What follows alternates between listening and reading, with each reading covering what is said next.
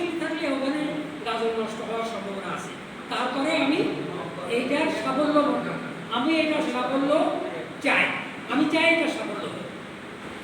তো মাহবুব ভাইয়ের কথাবার্তা শুনতে শুনতে আমি এক পর্যায়ে দেখলাম মনে হলো যেন এই প্রোগ্রামটা রেশা বলতে কারো একজনের ব্রেন চাই।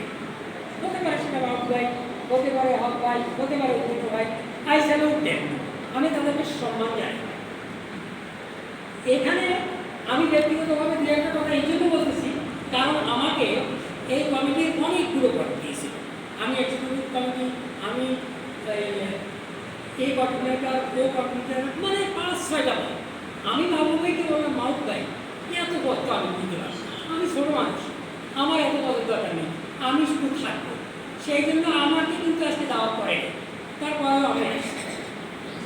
তো মাহবুব ভাইয়ের মনে হয়েছে যেন এইটা তার মেয়ে বা ছেলের বিয়ের প্রোগ্রাম। আমাদের সবার মতামত দিয়ে যদি আমরা প্রোগ্রাম